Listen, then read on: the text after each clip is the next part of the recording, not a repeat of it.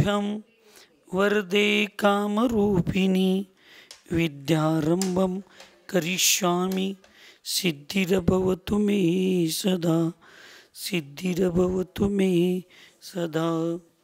पंच परमेष्ठी भगवान की, अहिंसामय विश्व धर्म की, सिद्धांत शास्त्र की, चारित्र चक्रवर्ती प्रथमाचार्य शांति सागर जी महाराज की, संत शिरोमणि आचार्य गुरुवर विद्यासागर जी महाराज की, शांत मूर्ति वात्सल रत्नाकर आचार्य गुरुवर सन्मति सागर जी महाराज की, 3 कम 9 करोड़ महामुनिराजों की,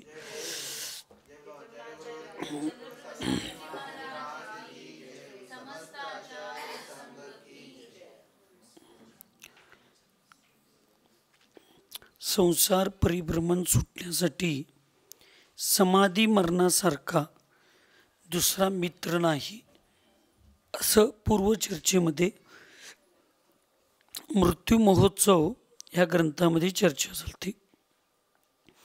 आज समाधी मरण कल्पवृक्ष आहे असं या ठिकाणी सांगायला लागलेत. कसं कल्पवृक्ष आहे तर सांगतात, मृत्यू कल्पद्रुमे प्राप्ते एनात्मार्थो न साधिता निमग्नो जन्म जंबाले स पश्चात् क करिष्यति.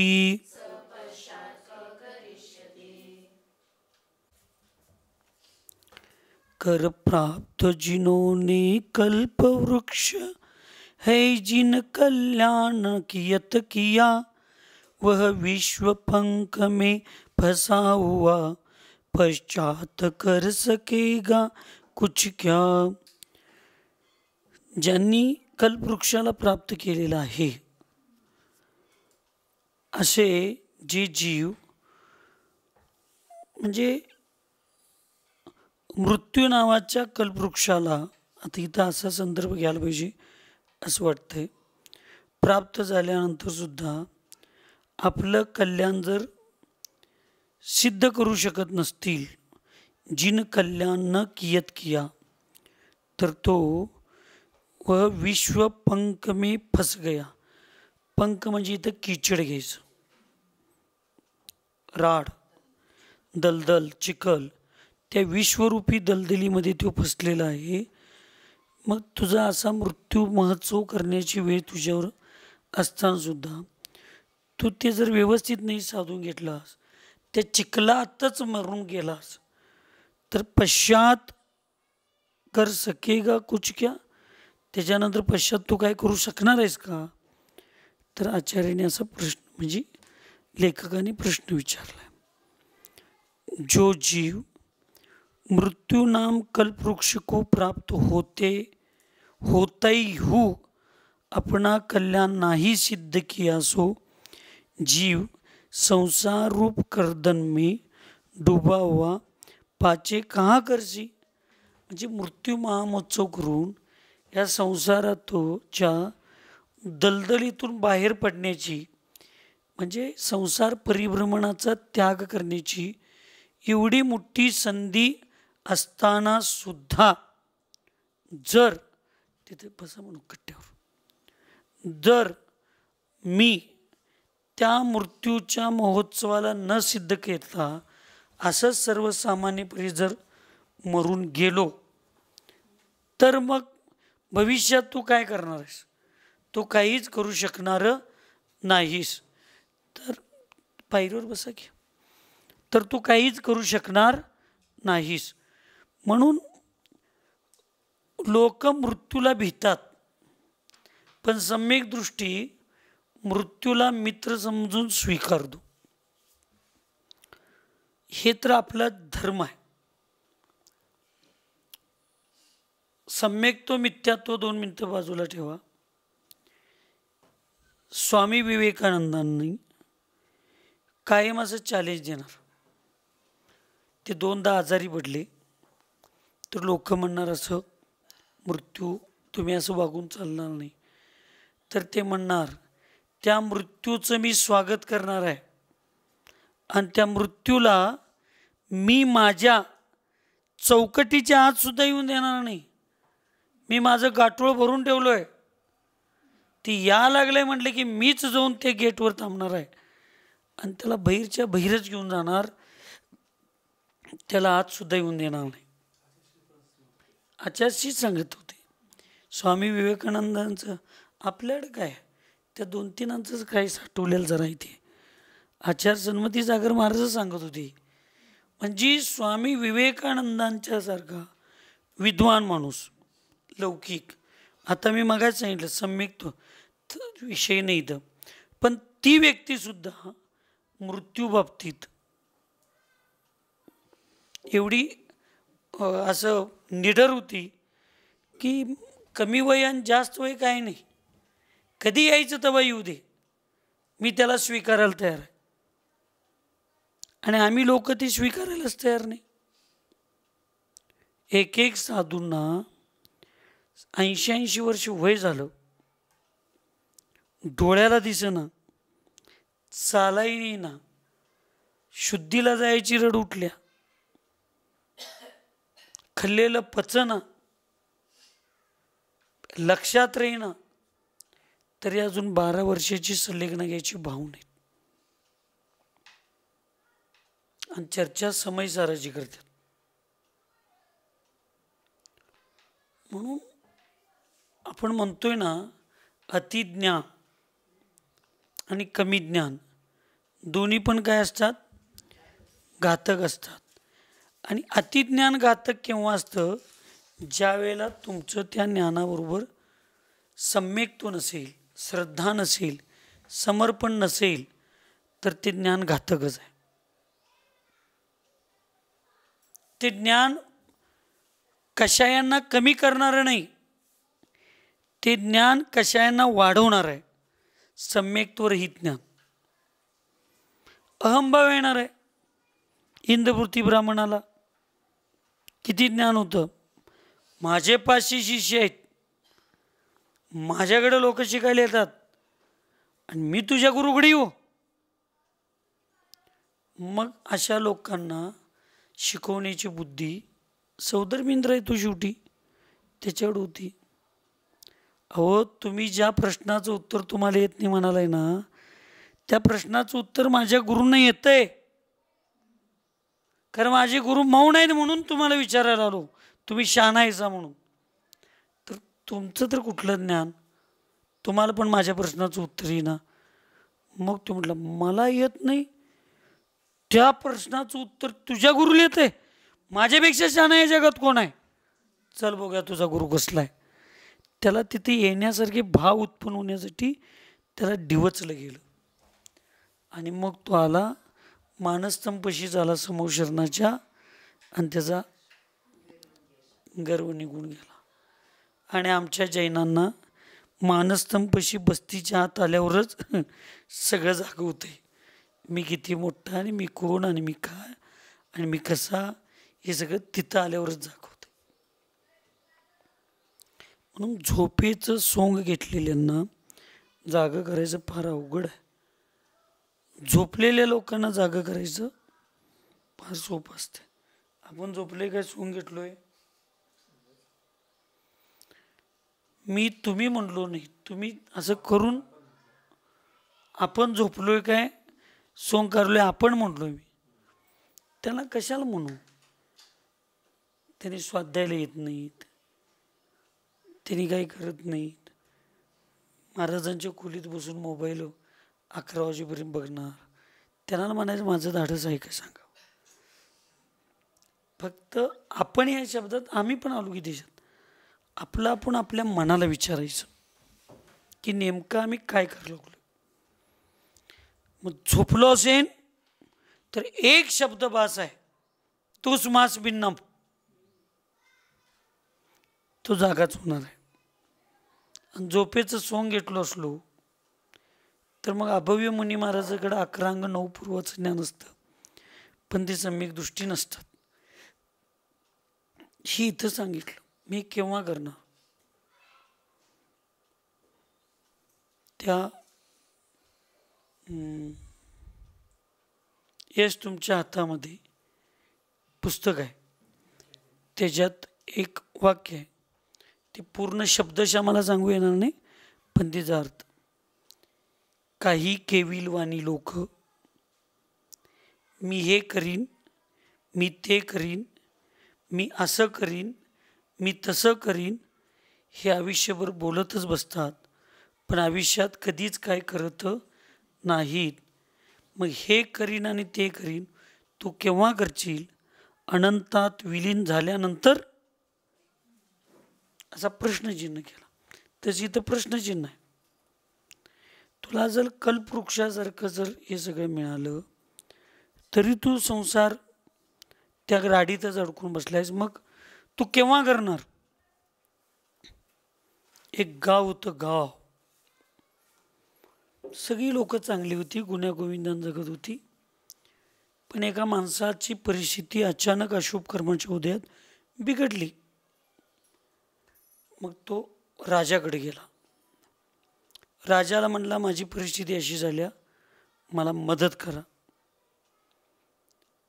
मग राजानं आपल्या प्रधानमंत्र्याला सांगितलं, ते गावाबाहेर एक 3 एकर जागा आहे की नाही, शेत, ते जंगलासारखं, ते त्याला दान देऊन टाक. त्याच्या तो म्हटला, नुसताच देऊन टाक नाही, नावावर करून द्यायला पाहिजे तुम्ही. राजा म्हटला, जर लईच महत्वाकांक्षी दिसतो येऊ, बसायला दिल्यावर झोपायला मोकळं व्हायला लागलाय, बरं असू दे म्हटले, देऊन टाक बाबा त्याला 3 एकर. तो नावावर करून घेतला आणि तिथं गेला. तिथं जाऊन बघतोय तर सगळं झुडपच. याला म्हटलं, काय राजानं माझी चेष्टा केला, दिनच्या देऊन मदत करायचं सोडलाय, चांगलं रान उद्या सकाळी पिकवून खायच्या मापाचं पण दिलं नाही. आता या रानाला नीट करायला मला 6 महिने, झाडं तोडायला 3 महिने पाहिजेत, 6 महिने पाहिजेत. म्हटलं असू दे, आता दिलाय तर फुकट कशाला सोडायचं म्हणतोय. आणि ती झाडं सगळं तोडतोय, त्याला वाळवतोय, जाळतोय आणि कोळसा करून विकतोय. 6-7 महिन्यानं राजा त्या जंगलात, त्या नगरात फिरत होता, तर का समोरून कोळसा विकून येत होता. मग त्याला ओळखला राजानं आणि विचारला, अरे तुला मी 3 एकर शेत दान दिलेलं तूच ना? होय. मग तू अजून असाच कसा काय दरिद्र्या करतायस? काय तुमचीच कृपा. म्हटला, म्हणजे देऊनच्या देऊन तुम्ही ते झाडं उगवलेलं सगळं शेत दिलायचा, ते नीट करायलाच मला 6 महिने गेलं, सगळं करून आत्ता ते नीट झालं रान, अजून पण एक मोठं झाड शिल्लक आहेच, म्हणजे तू काय केलास? काय नाही, ते सगळं झाडं तोडलो, वाळवलो, जाळू आणि कोळसा करून विकलो. राजाला चक्कर आली, डोकीला हात लावला आणि खाली बसला. राजाला म्हटलं, काय झालं? अरे मूर्खा, तुझ्यासारख्या लोकांना काय देऊन उपयोग नाही. का? अरे मूर्खा, ती चंदनाची बाग होती, ती 3 एकर कशाची झाड होती? चंदनाची होती. अरे नुसता फांद्या विकत बसला असतास, किती नुसता फांद्या तोडून विकला असतास तर पुढच्या 7 पिढ्या बसून खाल्ला असतास. एवढी तुला संपत्ती दिली आणि तू त्याचा कोळसा विकून खाल्लास. किती मूर्ख आहेस. काय सांगताय? हाय ते एक झाडाचं फांदी विकून बघ म्हणला. आणि तो शेताकडे गेला, हाय त्या झाडाची फांदी तोडला आणि विकला. एक फांदी तोडला तर त्याला त्यावेळेला 1000 रुपये मिळाले. मग रडत बसला. अशी आमची अवस्था झाल्या. जैन धर्म, एवढी चांगली मनुष्यगती, चांगले पंचेंद्रिय, देवशास्त्र, गुरूंचं सानिध्य आम्हाला सगळ्यांना मिळाले. आणि अजून आम्ही घरात आहे तोपर्यंत बायका, पोरं, पोरी, नातू, घर, शेत, संपत्ती, समाज, ह्याच्याच विकल्पात स्वतःचं आयुष्य नुकसान केलं. हिथं आलो तिथं प्रतिष्ठा, मान, सन्मान, मी मोठा, तो मोठा, माझे भक्त जास्त, तुझे भक्त जास्त, मला ज्ञान जास्त, तुला ज्ञान जास्त, या अहंकारातच आम्ही इथं सोडून गेलो. म्हणजे चंदनासारखं, कल्पवृक्षासारखं आमचं जीवन आहे. चांगलं मागितलं तर चांगलं मिळणार आहे, वाईट मागितलं तर वाईट मिळणार आहे. पण आम्हाला चांगलं मागायची आमची बुद्धीच होईना. नाशवंत सुखालाच आम्ही मागत बसलोय, शाश्वत सुखाला कसं मागणार? तसे मृत्यू जो आहे ना तो कल्पवृक्षासारखा आहे म्हणून सांगितलं. हा मृत्यू तुझ्या अनंत संसाराचा नाश करायला पण निमित्त होऊ शकतो आणि तो मृत्यू तुझ्या अनंत संसाराला वाढवायला सुद्धा निमित्त ठरतो. मृत्यू टळलेला मग ते अनंत संसाराला नाश करणारं कल्पवृक्ष म्हणून तुला स्वीकारायचं आहे काय? अनंत संसार परत वाढवणाऱ्या दलदलीसारखं तुला समजून त्या राडीत पडायचं आहे? तुझं तू ठरव. हे कधी कळणार तुला? ती वाक्य आहे, रोज म्हणलो तरी मला कंटाळा येत नाही. गड्या असं पण मारायचं आहे, गड्या तसं पण मारायचं आहे. रडून मरण्यापेक्षा लढून मार, गंजून मरण्यापेक्षा झिजून मार. हां हां, झिजणे म्हणजे शरीराला क्रूश करत मरणे, सल्लेख नागरणे. गंजणे म्हणजे रोगी होऊन तिथंच मरणे, माती होऊन. ती पुढे घे. म्हणजे गंजून मरणं म्हणजे स्वतःचं अस्तित्व संपवणं. गंजण्याचा अर्थ काय? स्वतःचं अस्तित्व संपवणं, शक्ती कमी करणं. लोखंड तेच आहे, गंजलेलं चांगलं. कुठलं घेणार? शक्ती नाही गंजलेलं. आणि झिजून मरणं म्हणजे कर्तृत्वानं मरणं, कष्ट करून मरणं, पुरुषार्थ करून मरणं.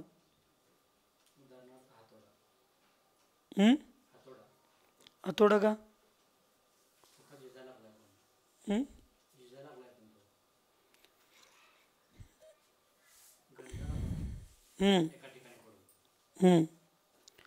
तो त्याचं काम करायला लागलाय. तुम्हाला गंजायचं आणि झिजायचं याचं जर ओरिजिनल उदाहरण घ्यायचं असेल तर घरात 2 खुरपी आहेत. एक कोपऱ्यात पडून कलर होऊन गंजून पड मारायला लागले आणि दुसरं रोज कामात आहे. कामात राहिला तर झिजणार आहे आणि कामापासून लांब पडायला लागला तर गंजणार आहे. माझ्यासारखं. मी बघतील ती नेत नाही की हां, आपल्याला गंजायचं नाही, काय व्हायचं आहे? झिजायचं आहे.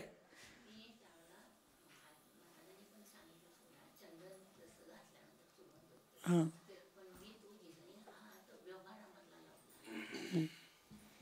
व्यवहारात नाही, तिथं असंच आहे. तो बघ, पळून जाऊन रोज उठून गंजून मरण्यापेक्षा तू लढाई करून झिजून मर. तुझी तुकडं झालं तर चालतील, पण तू क्षत्रिय आहेस. शत्रूला पाठ दाखवायचं नाही, हा त्याचा अर्थ आहे. संकटाला भिणारा माणूस, पर्याय शोधणारा माणूस जीवनात कधीही यशस्वी होत नाही. हे लिहून ठेवा. म्हणून मी माझ्या आयुष्यात कधी पर्याय मार्ग शोधत नाही. विहार करणारी माझी जी पोरं संकट असतात, कुणाला पण विचारा. एकदा मी ह्याकडनं चालायला लागलो तर त्या रस्त्यात दगडं येऊ दे, खडकं येऊ देत, काही येऊ दे, ज्या साईडनं मी चालायला सुरुवात करतोय शेवट त्या दिवशीचा विहार त्याच साईडनं होणार. तिकडं रस्ता चांगला आहे, तिकडं जा, परत तो रस्ता संपला, इकडे या. नाही, सवय पाहिजे तुम्हाला. प्रतिकार करण्याची सवय असली पाहिजे. चॅलेंज स्वीकारण्याचं सवय पाहिजे. मी तुम्हाला पुढे चॅलेंज द्यायला लागलो, मी मरा लागलो आहे आणि मला जर कोण परत चॅलेंज दिलं तर माझं आयुष्य नक्की वर्षभर पुढं जाणार. मला चॅलेंजात्मक जीवन जगण्याची लई पहिल्यापासून सवय. चॅलेंज दिला की माझ्या अंगात आणि 10 हत्तीचं बळ आलंच. आता मी हे पूर्ण केल्याशिवाय माझ्या मृत्यूला सुद्धा माझ्याजवळ येऊन देणार नाही. ते माझ्या हातात नाही, पण मी सहजासहजी घाबरणार नाही. आणि हे लक्षण ज्याच्याकडे आहे ना त्याची समाधी चांगली होते. स्वीकारायचं, हे आहे मी तयार. कारण कर्माचा कोणताही असू दे, शुभ कर्माचा अशुभ कर्माचा, एकसारखा उदय कधीही स्थिर राहत नाही. एकसारखा उदय राहत नाही, तो बदलतोय. चालणारे दोन पाय किती विसंगत असतात. एक मागं असतो तर एक पुढं असतो. मागलेला दुःख नसतं, फुटलेल्याला अहंकार नसतो. कारण दोघांना माहिती आहे हे क्षणात बदलणार असतं. फुटल्याला माहिती आहे मी 1 सेकंदानंतर कुठं जाणार आहे, मागं. आणि मागल्याला माहिती आहे 1 सेकंदानंतर मी पुढं जाणार आहे. त्यामुळे त्या दोघांना दुःख, एकट्याला दुःख नसतं, एकट्याला. तसं कितीही कर्म येऊ दे, त्याची एक स्थिती फिक्स आहे. पुण्यकर्म असलं तरी ते शाश्वत नाही आणि पाप कर्म असलं तरी ते शाश्वत नाही. मग ते संपणार आहे ना, मग धैर्य ठेवून संपवूया की त्याला. पुरुषार्थ करून त्याला संपवण्याचा प्रयत्न करूया. धैर्य ठेवूया, पुरुषार्थ करूया. कधी ना कधी ते संपणार आहे, लई विचार करायचे नाही. पण त्याच्या संपणार आहे हे लक्षात न घेता आम्ही त्याला चुकीच्या पद्धतीने जर काय करायला गेलो तर आम्ही लवकर संपणार आहे. त्याच्या अगोदर आम्ही त्याला संपणार आहे. म्हणून मी कायम एक वाक्य सांगतोय, माझ्याकडे काही शास्त्रीय उदाहरण नाही. सुपारी खायची असेल तर दगड घट्ट पाहिजे. सुपारीपेक्षा दगड घट्ट असेल तर त्याला तुम्ही तुकडं करून खाणार आहे. जर दगडापेक्षा सुपारी घट्ट असेल तर दगडाचं अस्तित्व संपणार आहे. तसं कर्मावर विजय मिळवायचा असेल तर कर्मापेक्षा आम्ही घट्ट असलं पाहिजे. यात एकाचं अस्तित्व संपणार आहे हे सिद्ध आहे. एक तर सुपारीचं संपणार आहे, नाहीतर एक तर दगडाचं संपणार आहे. मग आम्ही म्हणजे दगड आहे आणि कर्म म्हणजे सुपारी आहे. मग कुणाचं अस्तित्व संपणं गरजेचं आहे? कर्माचं काय स्वतःचं? मग कर्मापेक्षा आपल्याला व्हायला पाहिजे. कसं? फेविकॉल लावून जिनवानी हू म्हणायचं, नाही म्हणाय. गुरूंच्या वचनाला काय नाही म्हणायचं नाही म्हणतोय आणि म्हणे फेविकॉल कसं लावतात? जिनवानी रूपी फेविकॉल लावून घट्ट व्हायचं आहे. नाही काय म्हणायचं नाही. बघा, आईनं दिलेलं विष आणि गुरूने दिलेली शिवी आशीर्वाद म्हणून घ्यायचं, त्याचं वाईट काय होत नाही. तेच आज पोरांच्यात आणि शिष्यांच्यात कमी आहे. ते गेले की आता रेडिओ एकदाच बोलतोय. आईनं दिलेलं विष आणि गुरूंनी दिलेली शिक्षा किंवा शिवी जो आनंदानं स्वीकारतोय त्या मुलांचं कधी वाईट होणार नाही आणि त्या शिष्याचं कधी वाईट होणार नाही.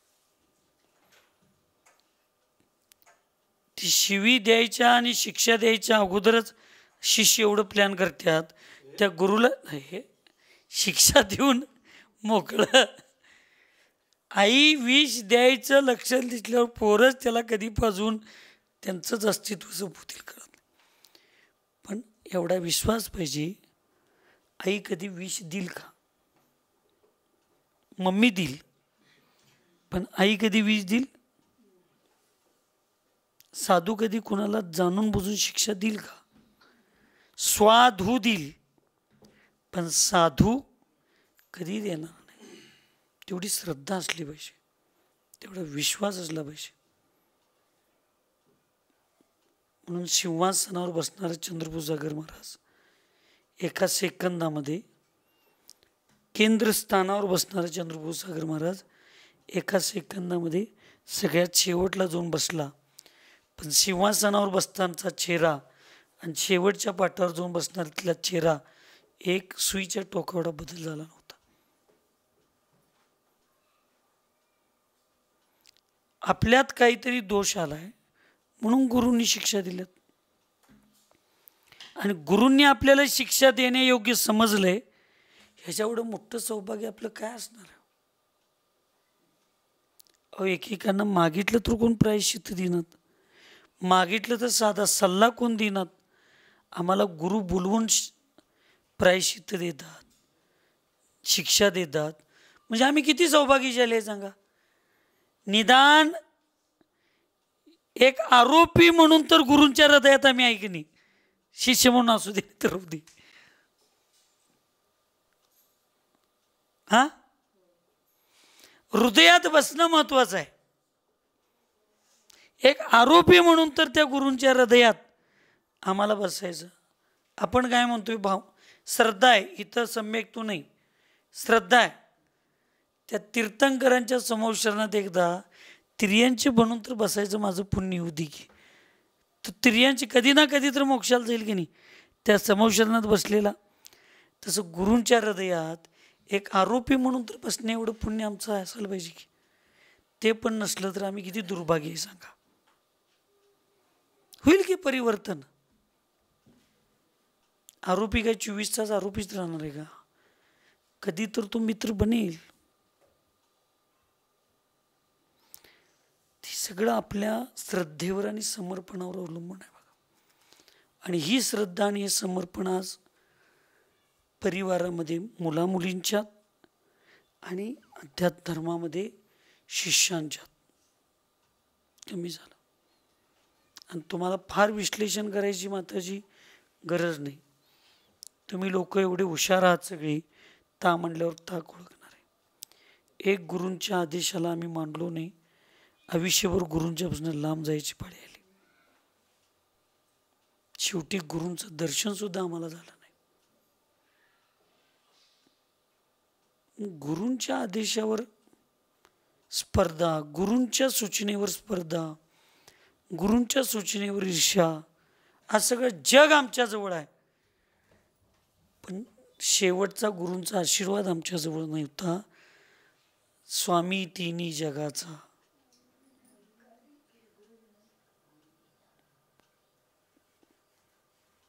म्हणून आम्ही त्या गोष्टीतनं एवढं शिकलो, आपल्या आयुष्यात गुरुजनांचा कधी अभिनय आपल्यात नव्हता कामा नये. काय पाहिजे. आणि ते शिकलो म्हणून प्रत्येक ठिकाणी संयमाची भूमिका घेऊन, काढता पाय घेऊन, आपल्यातनं चुकीचं काहीतरी घडू नये म्हणून प्रत्येक वेळेला अपमान सहन केला, अपमान पिलो आणि प्रत्येक ठिकाणावरून बाजूला गेलो. का? एकच शिकलो होतो, गुरुजनांचा कधी अभिनय करायचा नाही. त्याचं फळ फार वाईट असतं. म्हणून आपण लोकांनी ठरवलं पाहिजे काय करायचं ते. इस मनुष्य जन्म में मरण का संयोग है, सो साक्षात कल्पवृक्ष है. या मनुष्य गतीमध्ये, का बरं मनुष्य गतीमध्ये सांगितलं? बाकीच्या गतीतले जीव मरत नाहीत, पण उत्कृष्ट समाधी साधण्याचं योग, पुरुषार्थ हा फक्त मनुष्य गतीत आहे. म्हणून मनुष्य गतीतला जो जन्म आहे, तो जन्म आणि मरण हे संयोगाला साक्षात कल्पवृक्ष समजून आपण स्वीकारलं पाहिजे. जन्माला पण कल्पवृक्ष स्वीकारलं पाहिजे, कारण तो जन्मच मला जे पाहिजे ते देणार आहे. नरक गती, तिर्यंच गती, मनुष्य गती, देवगती आणि मोक्ष गती हा देणारा कल्पवृक्ष जे मागल ते देतोय ना, तसं मनुष्य गती जे मागल ते देतोय. देवगती मोक्ष देऊ शकत नाही. देवगती देऊ शकत नाही, नरकगती देऊ शकत नाही. नरकगती देऊ शकत नाही, देवगती देऊ शकत नाही. तिर्यंच गती मनुष्य, देव, नारकी आणि परत तिर्यंच चारही देऊ शकतो. फक्त एकमेव मनुष्य असा आहे जो नरक, तिर्यंच, मनुष्य, देव आणि मोक्ष सगळ्या ठिकाणी जाऊ शकतो. म्हणून मनुष्यांचा जन्मसुद्धा कल्पवृक्षासारखा समजला पाहिजे आणि मृत्यू पण कल्पवृक्षासारखा समजला पाहिजे. मृत्यू पण तुम्हाला सगळ्या ठिकाणी घेऊन जाणार आहे. जन्म कच्चा माल तयार करतो. ऐकलंय? जीवन कच्चा माल तयार करतो आणि मृत्यू पक्का माल तयार करतो. तुम्ही आयुष्यभर स्वर्गाची तयारी केला, पण घेऊन जायचं काम मृत्यूच करणार आहे. आणि आयुष्यभर नरकाची त्रियांची गतीची तयारी केला, तिकडं पण घेऊन जाण्याचं पक्क काम कोण करणार आहे? मग आम्ही ठरवायचं आहे आम्हाला कुठं जायचं आणि काय करायचं आहे. म्हणून मृत्यू जन्मसुद्धा कल्पवृक्ष आहे, मनुष्य जन्म, आणि मनुष्याचा मृत्यूसुद्धा कल्पवृक्ष आहे. आम्हाला ते कुठं घेऊन जायचे, कुठं ते त्याचा वापर कसा करायचा ते आपलं आपण ठरवायचं. जो वांछित लेना है सो लेहू, जी तुम्हाला इच्छा आहे ती घ्या, मी देणार आहे फक्त, असं कोण म्हणतंय? कल्पवृक्ष. भिवू नकोस, मी तुझ्या पाठीशी आहे. कल्पवृक्ष म्हणते तू भिवू नकोस. तुला काय पाहिजे? चांगलं पाहिजे घे, वाईट पाहिजे घे, संसार परिभ्रमण पाहिजे घे, संसाराचा नाश पाहिजे घे, तू काय म्हणशील ते. हुकुम मेरे आका.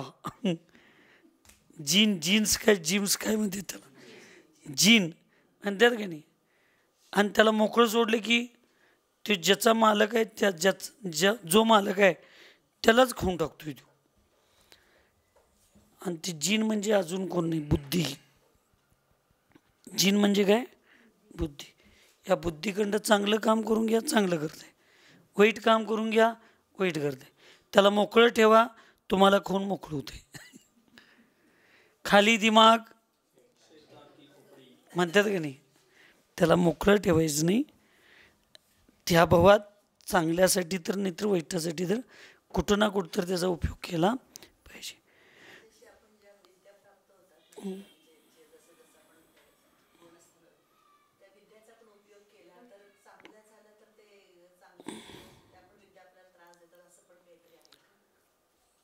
ज्याला विद्या प्राप्त होतात त्याला लक्षच नसते मला विद्या प्राप्त झालीत, तो सम्यक दृष्टी.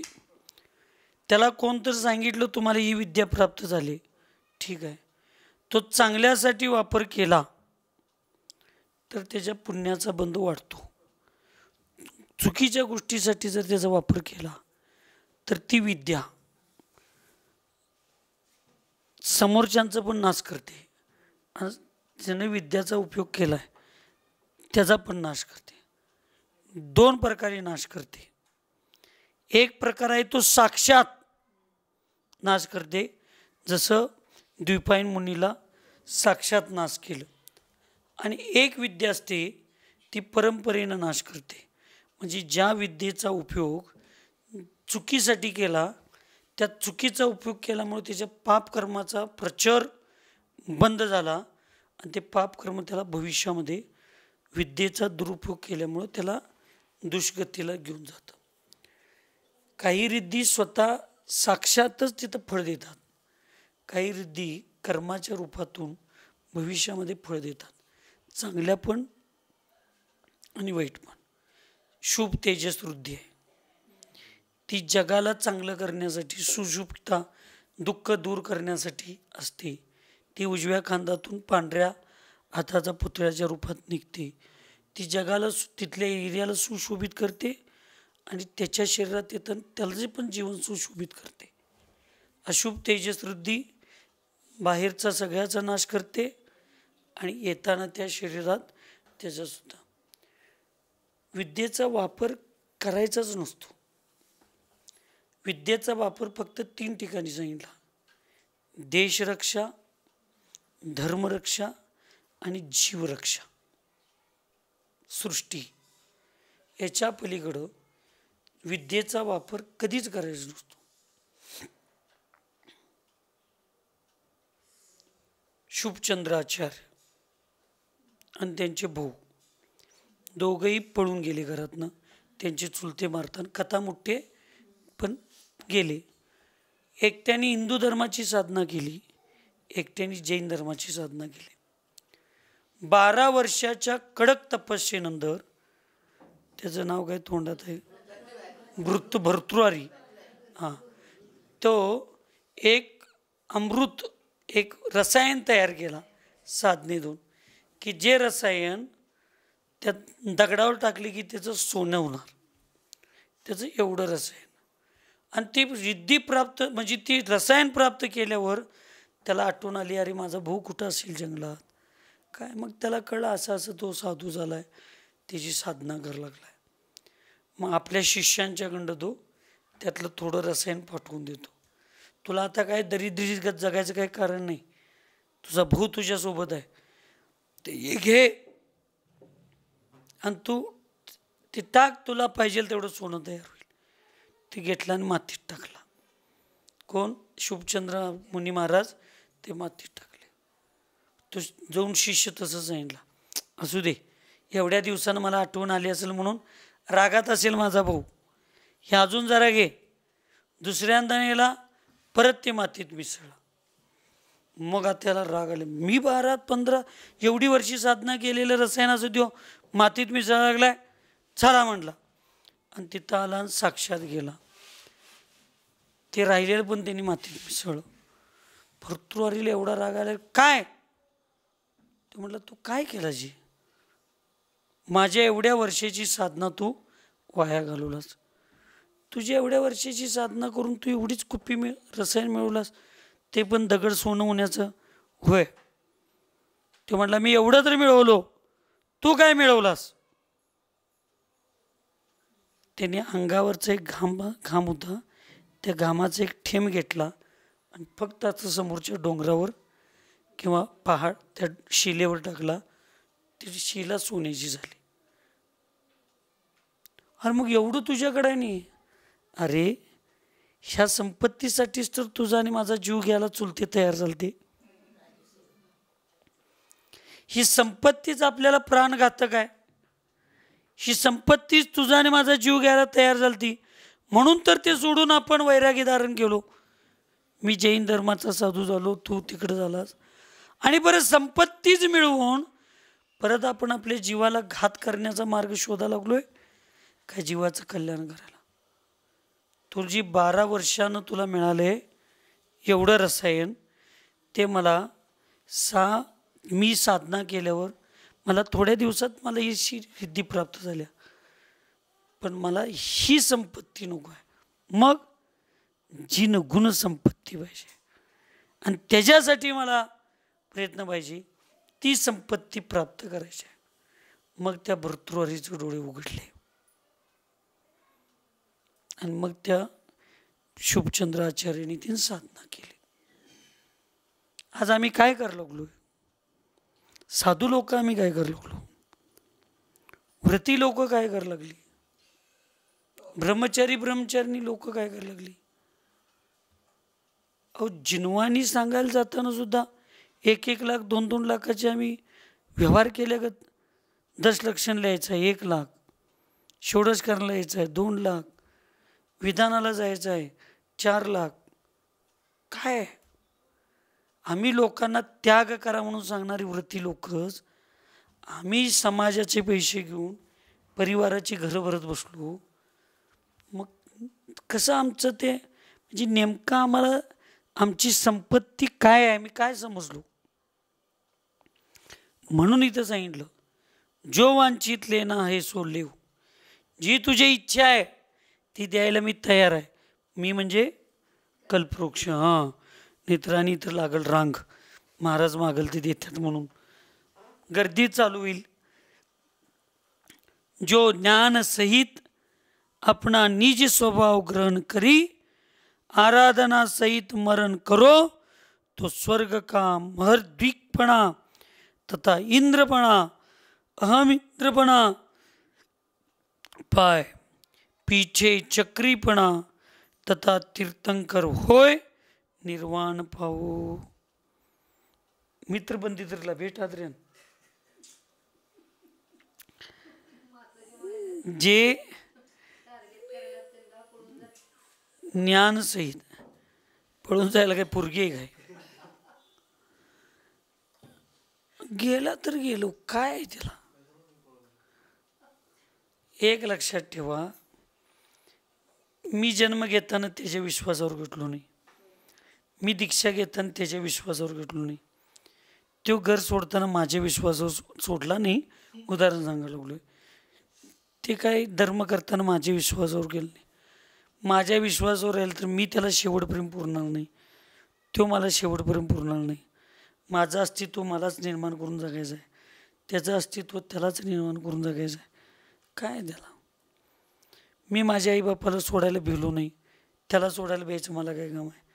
तो त्याच्या आईबापाला सोडायला भेला नाही, मला सोडायला त्याला भ्यायचं काय काम आहे. आम्ही दोघं पण क्षत्रिय आहे, सिंह आहे आम्ही. आम्ही दोघं पण स्वतंत्र आत्मा आहे. त्यामुळं कोणी नाही कोणाचे नाते सारे फुकाचे, असं त्यांच्या परममित्र बंडूबाईंचे संस्कार त्याच्यावर आहेत. त्यामुळं सिद्धांत पक्का आहे. कोण कोणाचा आहे काय श्रीपाल भैया?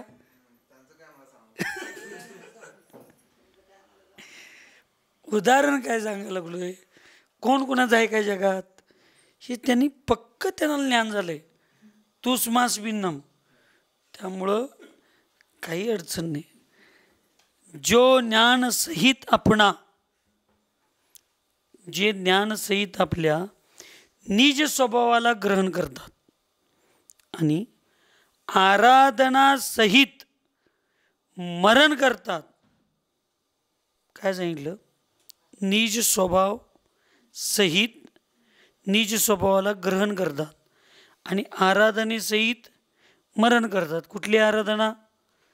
दर्शन आराधना, ज्ञान आराधना, चारित्र्य आराधना आणि ह्या सगळ्या आराधनाने सहित जे मरण करतात ते स्वर्गाच्या महर्दिकपणा म्हणजे अत्यंत रिद्धी सिद्धींनी युक्त असणाऱ्या देवांच्या मध्ये त्यांचा जन्म होतो. इंद्रपणेला प्राप्त होतात, अहमिंद्रपणा मिळवतात आणि परत नंतर देवायू संपल्यानंतर मनुष्यगतीत येतात. चक्रीपणा म्हणजे चक्रवर्तीसारखं पद, कामदेवासारखं पद, तीर्थंकरासारखं पद प्राप्त करतात आणि निर्वाण पाव कशाला प्राप्त होतात? निर्वाणाला प्राप्त होतात. कोण? जो मृत्यूच्या समयी निज स्वभावाला स्वीकार करतो आणि आराधनेसहित मरतो. आणि ती आराधना कपड्यामध्ये होत नाही. हसताय का? मला कळतच नाही. आराधना कुठली सांगितली? दर्शन आराधना, ज्ञान आराधना, चारित्र्य आराधना. आणि ही कुठं होणार आहे? दिगंबर अवस्थेत होणार आहे काय वस्त्र अवस्थेत? एवढंच मी प्रश्न विचारलोय. यात का हसण्यासारखं आहे का? उगाच चेष्टा करताय माझी पण आणि सगळी. म्हणजे कितीही धर्म करा, कितीही दान करा, 100 सोनार की एक लोहार की. चतुर्थ गुणस्थान तुम्ही कितीही धर्म करा, तुम्ही 1 वर्ष तिथं धर्म करणं आणि पंचम गुणस्थानात 1 मिनिट धर्म करणं समान. निज आत्म स्वभावाला ग्रहण करून आणि आराधना सहित मरण करतो. 4 आराधना सहित मरण करतो. तो जीव स्वर्ग सुखाला प्राप्त करून नंतर पृथ्वी तलावर मनुष्य होऊन चक्रवर्ती आदी महापुरुषांच्या मध्ये जन्म घेऊन तीर्थंकर होऊन सुद्धा तो मोक्षाला जातो. एवढं निज स्वभावाला स्वीकारून आराधनेसहित मरण करणाऱ्या, मृत्यू करणाऱ्या जीवाचं भविष्य आहे. आणि ती आराधना कधीही ग्रस्त अवस्थेत, वस्त्र अवस्थेत होत नाही. त्याच्यासाठी मुनी अवस्थाच स्वीकार करावी लागते. आणि ती आराधनाचं पुण्य मिळवण्याचं शेवटचं पाऊल तुम्ही उचलला. कुठलं पाऊल उचलला तुम्ही? शेवटचं. म्हणजे आत्ता तुमचा जो मृत्यू होणार, समाधी मरण होणार, ते समाधी मरण तुम्हाला पुढल्या मनुष्यगतीला जे प्राप्त होणार आहे, 1 आड 1, म्हणजे आता तुम्ही स्वर्गात जाणार आणि तिथनं मनुष्यगतीला प्राप्त होणार. त्यावेळेला जर समाधीपूर्वक असं दृढतेनं मरण झालं तर नियमानं तुम्ही मनुष्यगती, पुरुष पर्याय, इथून दुसरा पर्याय पुरुष पर्याय, आणि तिथं मग ही आराधना करण्यासारखं दिगंबरत्व साधूपणा तुम्हाला मिळणार. शास्त्र तर एकच सांगते, सम्यक दर्शन, ज्ञान, चारित्र्य, तप ही आराधना वस्त्रधारींना होत नाही. त्याची भूमिका, म्हणून मी तुम्हाला सांगितलं शेवटचं पाऊल तुम्ही उचलला, तुम्ही भूमिका 100% केला, मग उपचार हा शब्द तेवढ्यासाठीच लावला. ही 4 प्रकारची जी आराधना आहेत ती आराधना पुरुष पर्यायामध्येच होते, स्त्री पर्यायामध्ये होत नाही. भूमिका पक्की होऊ शकते, तुम्ही त्याच्या अंतिम चरणापर्यंत जाऊ शकता, पण त्याच्यात प्रवेश हा दिगंबर मुद्रेसहितच होतो. कारण ह्याची अवस्था दर्शन, ज्ञान, चारित्र्य, तप, आराधना ही 6व्या 7व्या गुणस्थानाच्या पुढचीच भूमिका आहे, त्याच्या आतली नाही. म्हणून तर लोक खाल्लो तर तुपाशी नाही तर उपाशी. मग ग्रस्त अवस्थेत काय होणारच नाही तर कशाला करायचं असा म्हणणारा एक ग्रुप तयार झाला. आणि शुद्धोहम बुद्धोहम म्हणत ग्रस्त अवस्थेत सुद्धा आत्म्याचा अनुभव होतोय म्हणून साधू कशाला व्हायचं म्हणून ईसी आणि वर ईसी खाली गादी दोन्हीच्या मध्ये बसून आपला आत्मा शुद्ध आहे, बुद्ध आहे म्हणत बसला. पण ते दोन्ही पण अज्ञानी आहेत. कुठं? बर.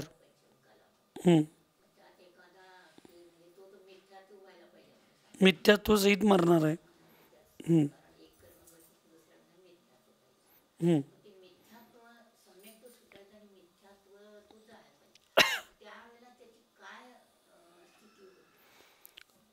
शुक्ललेश असणार, परिणाम मंद असणार, साधना द्रव्य उत्कृष्ट असणार, पण सम्यक तो सुटलेला असणार. मग तो तिथं जाणार, तिथं गेल्यानंतर तो मोक्षाला जाण्यासारखी त्याच्यात जर ह्या पूर्व पर्यायामध्ये जर त्यानं सगळी साधना केली असेल तर तिथं जाणार. 8 वर्ष अंतर्मुहूर्तानंतर सम्यक तो धारण करणार, केवली श्रुत केवलींच्या पादमूलामध्ये जाणार, शाईक सम्यक्त्वाची प्राप्ती करून घेणार आणि मोक्षाला जाणार. पण ते 123 काय 23 त्याच्यात आपण असेण्याची गॅरंटी नाही, त्यामुळे आम्ही ते भावच करायचं नाही. हां, निदान बंद नाही बघा.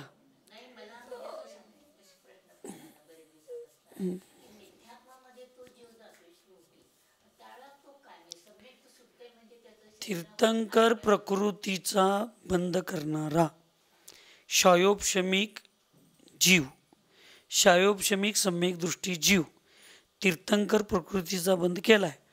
पण त्याच्या अगोदर त्यानं नरकायूचा बंद बांधलेला आहे. 3ऱ्या नरकापर्यंतचा जीव इथं येऊन तीर्थंकर होऊ शकतो असं प्रमाण आहे. पहिल्या नरकात जीव शाईक सम्यक दृष्टी जीव ते तीर्थंकर प्रकृतीचा बंद केलेले जातात. मग शायोपशमिक सम्यक दृष्टी जीव ज्यानं पहिला नरकायूचा बंद बांधला आहे, नंतर शायोपशमिक सम्यक दर्शन प्राप्त केला, नंतर तो केवली श्रुत केवलींच्या पादमूलात गेला, नंतर त्यानं तीर्थंकर प्रकृतीचा बंद केला, तो जीव मरत असताना त्याचं सम्यक तो सुटणार आहे का सुटणार नाही? तो कुठे जाणार? एक अंतर्मूर्त मिथ्यात्वात नरकात घालवायचं नाही लगी. इथं मनुष्यगतीत एक अंतर्मूर्त पहिला तो मिथ्यात्वात जाणार, परत तिथं जन्म घेतल्यावर एक अंतर्मूर्त तो मिथ्यात्वातच राहणार आणि नंतर त्याला सम्यक्त्वाची प्राप्ती तिथं आपोआप होणार आणि तीर्थंकर प्रकृतीचा बंध परत तसाच चालू राहणार. कोणाचा तुम्हाला सांगू का, एक अवली एक समय लघु अंतर्मूर्त तर घ्यायलाच पाहिजे. शेवटचा समय आणि तिकडला पहिला समय हा भेदच नाही जैन धर्मात. इथल्या मृत्यूचा शेवटचा समय आणि तिथल्या जन्माचा पहिला समय दोन्ही एकच आहेत. भेद करता येत नाही आपल्याला. म्हणून समयाची स्थिती इथं घ्यायची नाही. समयामध्ये जो होणारा बंध आहे तो बंध तो इर्यापत समितीसारखा असतो. तो येतोय आणि जातोय. म्हणून एक अवली एक अंतर्मूर्त एक समय ही जी जगन्य अंतर्मूर्ताची गणना आहे, कुठलीही चर्चा जैन धर्मात होते ती अंतर्मूर्तात होते. मग ती जगन्य असू शकते, उत्कृष्ट असू शकते किंवा मध्यमातले असंख्यात भेदाची असू शकते. त्यामुळे आम्ही समयाची चर्चा करायची नाही, अंतर्मूर्ताचीच चर्चा करायची. शेवटचा अंतर्मूर्त तीर्थंकर प्रकृतीसारखा महान पुण्य बांधणाऱ्या जीवाला एक शेवटचा अंतर्मूर्त शायोपशमिक म्हणालोय आम्ही, शायोपशमिक दृष्टीला त्याला सुद्धा एक अंतर्मूर्त सांगितले हिथं सुटायला, आणि तिथं गेल्यानंतर एक अंतर्मूर्त सुटणार आहे हे सांगितलंय.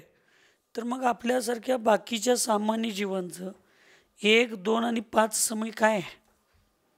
आपण पण नियमानं अंतर्मूर्त सुटणार आहे. आणि तिथे गेल्यानंतर सुद्धा तो तुम्ही आता विदेह क्षेत्राचा प्रश्न विचारला म्हणून तो 8 वर्ष एक अंतर्मूर्तापर्यंत त्याला सम्यक्त्व धारण करू शकणार नाही. आणि त्याच्यानंतर तो सम्यक्त्व धारण करेल, शाहीक सम्यक्त्व धारण करेल, दीक्षा घेईल आणि साधना करून जाईल. पण मग तो तीर्थंकर प्रकृतीचा पण बंद करू शकतो. दीक्षा कल्याणिक 3 कल्याणिक पण त्याचे होऊ शकतात. शेवटचे 2 कल्याणिक पण त्याचे होऊ शकतात. केवळ ज्ञान आणि दीक्षा हे मोक्ष कल्याणिक कमीत कमी 3, जास्तीत जास्त 3 आणि कमीत कमी 2. 4 आणि 5 होत नाही. झाले तर 5, नसेल तर 3, 2 हे नियम आहे. मरण समान त्रैलोक्य में दाता नाही. मरणासारखा जगामध्ये कोण दाता. म्हणून जैन धर्म सर्वश्रेष्ठ काय आहे, सगळ्या धर्मात मृत्यूला चुकीचं समजलं. एकमेव जैन धर्म असा आहे जो मृत्यूला दाता म्हणलं. काय म्हणलं? दाता. ऐसे दाता को पाय करीबी जो विषय की वांछा कषाय सहित ही रहोगे तो विषय वांछा का फल तो नरक निगोदी आहे.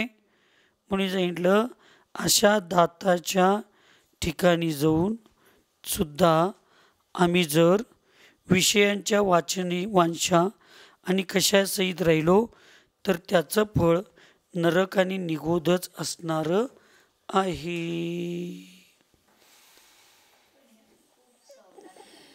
होय. कोण? समाधी करणाऱ्यानं तर 100% सावधान राहिलं पाहिजे. पण समाधी करण्याची भावना करून सेवा करण्यासाठी जी लोक आलेली आहेत त्यांनी तुमच्या असावधानतेला निमित्त होईल असे स्वतःचा कोणताही व्यवहार करायचा नाही. हे आमची सुद्धा सावधानता तेवढीच असली पाहिजे. अंतरंग निमित्त आणि बहिरंग निमित्त चांगलं आणि वाईट दोन्हीला असतंच, लक्षात ठेव. फक्त बहिरंग निमित्त थोडं कमजोर असेल तर चालेल, पण अंतरंग निमित्त. म्हणून मी सांगितलो तुमची समाधी आम्ही करायला आलो नाही, तुमच्या समाधीतून आम्ही काही तर शिकायला आलोय. मग कल्पवृक्ष आहे तुम्ही. आता कल्पवृक्ष चांगलं शिकवायचं.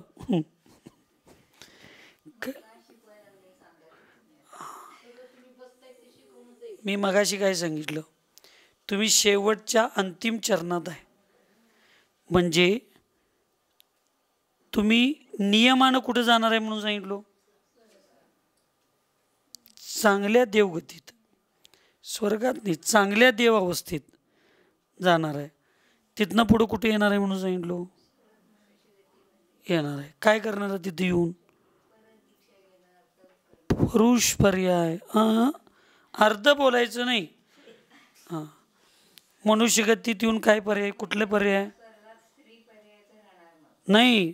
अरे गोळवा, देव म्हणा लागलो रिद्धिदारी तर आणि स्त्री होत्या वगैरे. देव रिद्धिदारी मोठे देव होणार म्हणजे काय होणार? तुम्ही पुरुष. मग तुम्हाला देव होणार म्हटलो याचाच अर्थ तुमची साधना चांगलीचं सर्टिफिकेट आहे का चुकीचं सर्टिफिकेट आहे? चांगलं. तिथनं तुम्ही परत इथे येणार आणि मनुष्य होणार, पुरुष गतीत पुरुष पर्याय घेणार आणि दीक्षा घेऊन परत तुम्ही 4 प्रकारची आराधना करणार. हे सगळं पुण्य तुम्ही या पर्यायात मिळवा लागलाय. आत्ता तुम्ही मिळवा लागलाय म्हणजे तुम्ही चांगलं करायलाय का वाईट करायला लागलाय? मी कसं सांगणार?